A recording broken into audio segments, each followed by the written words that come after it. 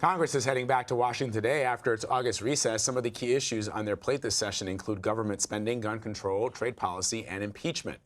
Democrats on the House Judiciary Committee are expected to vote on expanding their impeachment inquiry into President Trump. It will reportedly include the president's possible role in hush money payments to women he allegedly had affairs with, which the president has denied. Democrats also want to look into reports that he offered pardons to officials willing to break the law over immigration policies. This is the first formal acknowledgement of impeachment in the committee. Paula Reid joins us now from the White House to talk about all of this. So, Paula, let's begin first with this impeachment inquiry against the president. What do we know?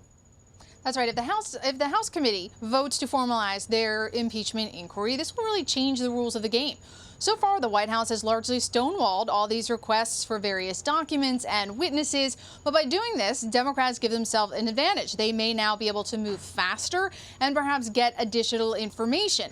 There's also a symbolism here, right? We know the Democratic caucus remains divided on whether they should pursue impeachment against the president. So this shows that really they are serious about this. But there are questions about whether this is the best strategy going into 2020, because polls show overwhelmingly the majority of voters do not want to see the president ousted through impeachment. Well, not surprisingly, the majority of Democratic voters support this. Overall, the majority of voters do not necessarily want to see lawmakers using their time to once again pursue these questions about Russia, hush money payments, or even the president's use of his private properties and having government officials stay there. So have we heard anything from the White House or the president about this?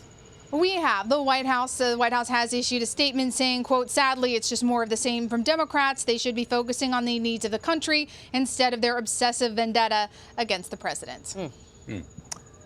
So as we mentioned, Paula, Congress is returning after its recess. They've been out for the entire month of August. Has the president indicated what exactly he would like to see Congress accomplish this fall? Oh, yes. He's quite clear that he wants priority number one to be his trade deal with Canada and Mexico. He really wants them to approve this deal so it can go forward. It would be one of his really only major trade achievements going into 2020. And with the ongoing trade war between the U.S. and China at times slowing down the U.S. economy, he really needs a win here. He needs to be able to show voters that this was a promise made, a promise kept, that he would negotiate better deals for the U.S. So that is definitely priority number one. Senior administration officials even here this morning, they're confident. They do believe Congress will take this up. There's other things, housing reform, tax return, less likely that Congress is going to be willing to strike a deal on any of those issues. But then, of course, there's the other issue of gun control. I don't know if in his heart of hearts the president really wants to go through this, but he knows politically this is something he'll have to address. Yeah, in fact, House Speaker Nancy Pelosi and Senate Minority Leader Chuck Schumer wrote a formal letter to the president urging a personal intervention. We know that the Senate Majority Leader Mitch McConnell has basically said, look, we're looking for guidance from the White House before I go forward with anything, because we don't want to discuss something that the president's not going to sign anyway. So what is the White House doing? Are they working on gun control in any way? Well, you're exactly right. Mitch McConnell has said, look, anything Republicans do on gun control, it's got to come from the president. It's got to come from the White House. And I know in speaking with sources, there have been dozens of meetings between the White House and congressional staffers about this issue. It is expected that eventually the White House will come out with their own proposal. But what exactly that'll look like, it's not clear. The president has sent mixed signals about what exactly it is he's willing to support. And it appears that his thinking has evolved from the two high-profile mass shootings several weeks ago, where he seemed sort of bullish on this issue, to instead pivoting towards mental health and really emphasizing, even within the context of background checks, flagging mental health issues, trying to get access to mental health records or juvenile records, instead of, for example, trying to ban specific types of ammunition or specific weapons. But at this point, it's not clear what this plan would look like, that the White House would throw their weight behind, or whether they would be able to build any sort of coalition of bipartisan support behind whatever it is they present.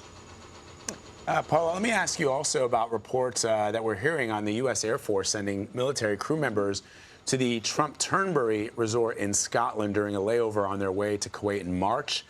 This has come up a couple of times. The president, his family, his organization, his business, profiting from his hotels, people staying in those hotels, people hosting events at those hotels. But now you've got the U.S. military allegedly doing this as well. Give us some context.